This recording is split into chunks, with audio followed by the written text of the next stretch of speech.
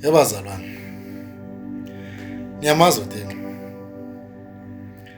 Niyamazi uThixo bazalwane noba nimva ngeendaba. Kukhona abantu bazalwane abathandazayo. Abathandaza ngenxa yoba baneengxaki. Abathandaza ngenxa yokuba abekho right. Khona bangalaliyo. And you find ukuthi uThixo akaphenduli. You find ukuthi uThixo imithandazo yabo akaza nje ayiphendule. Uba kwenzekile umuntu impendulo yakhe yaphenduleka kuyena kusuke kuyinhlahla noma bekuqondene noma bevele ezosizakala. Bazalwane, ngifuna ukukhuluma ngalo uNkulunkulu apha empilweni yami. And lento yiyo le engenze ngabona ukuthi why uNkulunkulu abantu abaninzi imithandazo yabo engayiphenduli. Yazi mina bazalwane anginayo omnye uNkulunkulu. Iquality yokuqala le. Anginayo omnye uNkulunkulu bazalwane. Anginalo ixhele and andilicingi. Alifiki kungiyazi ngoba ngiyamoyika uNkulunkulu. Because uNkulunkulu isource engidepende kuyona. One of the reasons imithandazo yami iphendulwa. Because uNkulunkulu ngiyamoyika bazalwane. Angilicingi wayixhwele, angiwucingi kwa umthi. Because uNkulunkulu ngithembe yena bazalwane. The minute kungenzeka ngicinga iyeza. Ngiveze ithi masingalungi into zami. Kuvele kufike ukuthi is because ngenze lento uNkulunkulu asazungiphendulela yona onto. Avele nezinto zingasebenzi. Second thing bazalwane. Ukumthemba kwami uThixo kugenuine. Ngimthemba nyani. Andlulisisana kunina xa nithemba uThixo. Andlulisisana kunina. And ukholo lwami luncane. Angizothi niphendula inxaba ndinokholo. No. Luncane ukholo lwami. Why ngisho kanjalo? Ngithandaza kwi-probability yokuba uNkulunkulu angangiphendula futhi angangiphenduli. Noma kunjalo anginayo enye isource. It's because ngithembe yena. And angithi mina uNkulunkulu mayengangiphendulanga ndimgxeke. Andithi mayengakhange ayenze lento bendiyicela kuye ndimthuke uNkulunkulu anye ndikhulume kabi ngaye especially kwabanye abantu. Yiyo into bazalwane uNkulunkulu endiqonda ukuba yinto andenza, yinto emenza ngiphendule. Taking equalities zabantu eBhayibhelini abaphendulwayo uNkulunkulu. uShadrach, uMeshach noAbednego. Lamadoda asatyiswa ngomlilo wathi azosiswa. And lamadoda ayengenaye omnye uNkulunkulu.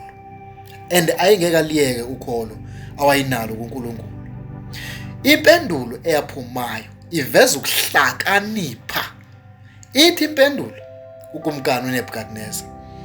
Kumkani, akukho sidingo sokuba siziphendulele thina kuwe ngalomcimbi.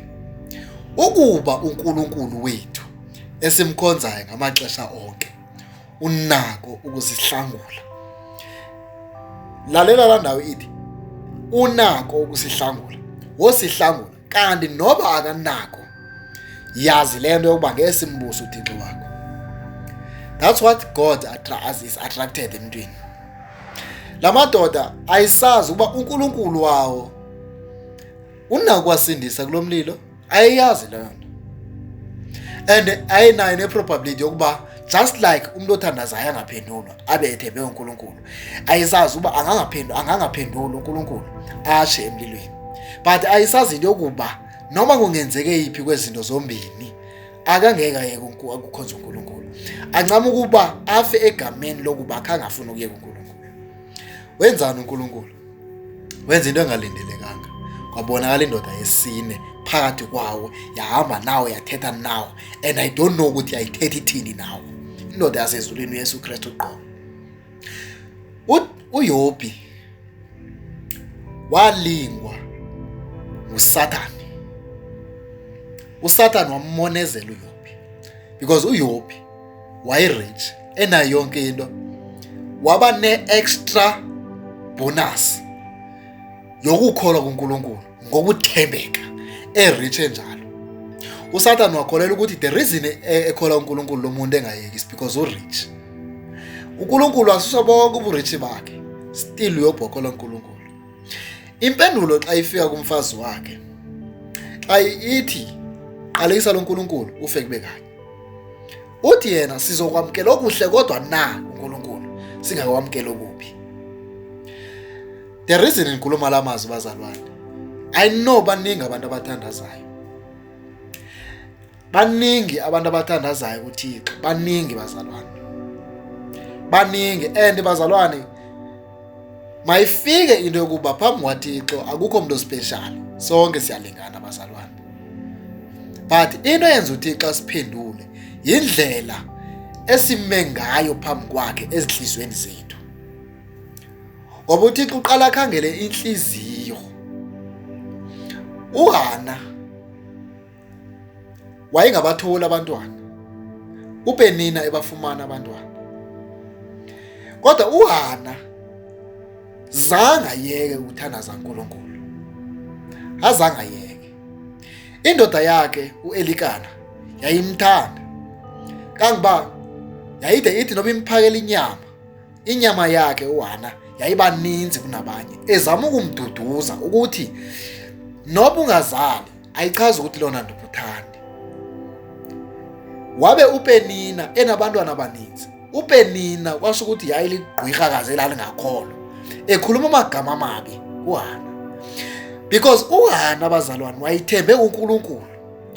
Ngoba ukuthemba uNkulunkulu bazalwane uyasizakala enkingeni. uHana wayemthembile uNkulunkulu. Kwenzekalana ekugqibeleni, uHana wazala ingane ewathi igama layo nguSamuel. uSamuel ngulowo waba yi-leader kwaSirayeli, ngulowo waba yi-king kwaSirayeli, ngulowo waba ngumprofeti kwaSirayeli. Wase ezala nabanye abantwana. Bazalwane, uNkulunkulu yamethemba uNkulunkulu, umethemba impela futhi. Nisho bazalwane ukuthi umsebenzi okanye kuthiwa esikolweni if awuthathwanga ngosuku lakusasa ungaseza ngosuku olulandelayo, kusithiwa esikolweni kusasa kuyagcina ukuthathwa, ongathathwanga kusasa ngeke asathathwa. Leyo nto bazalwane mayingakwenzi luxeke ukholo lwakho, gevezela ngamadolo phambi kukaNkulunkulu. Bazalwane, mna ixesha elininzi uThixo uyayiphendula imithandazo yami. Emithandazweni engu-80% engiyithandazayo, 80% emithandazweni yami uThixo uyayiphendula bazalwane.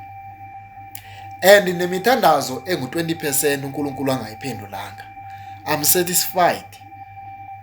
And it's not because ndiyakholwa kakhulu bazalwane. Ayiba lento ndikholwa kakhulu, ayiba lento futhi mna ndinenhlahla okanye ndispecial, ayiba lento futhi uThixo undithanda kakhulu kunabanye. No bazalwane, it's because andinaye omnye uNkulunkulu ongangisiza ezinkingeni zami uma uNkulunkulu angangisizi. Ndifana nowamadoda, if uNkulunkulu wayengandihlanguli nandizotsha nditshe ndimthembile. Ngalamazwi bazalwane ngicela ukuthi qinani, nimethembe uNkulunkulu ezingxakini eninazo. Musani ukuthandabuza, musani ukumamela abangani benu abanixelela ngamagqwirha abawasebenzisayo, abanixelela ngeziwasho ezibancedayo, abanixelela ngesephu ezibancedayo, abanixelela ngezangoma ezaziwayo ezibancedayo, abanixelela ngamaselebhu adumileyo ancedayo. Musani ukubamamela. Ngabantu baselizweni abo bazalwane, basiza abantu basezweni. Kodwa wena wakhetha inkosi uJesu wathi ingumsindisi empilweni yakho. Ndiyayazi into yokuba kukhona isikhathi uthi xa thandabuzekayo ngazo, nami zindifikele lezo zikhathi kaningi, ndaphuma nenyembezi, kodwa ngeke ngamethemba uNkulunkulu. Nawe ngicela urely kuNkulunkulu, and uNkulunkulu uzozibonakalisa kuwe xa ungenalo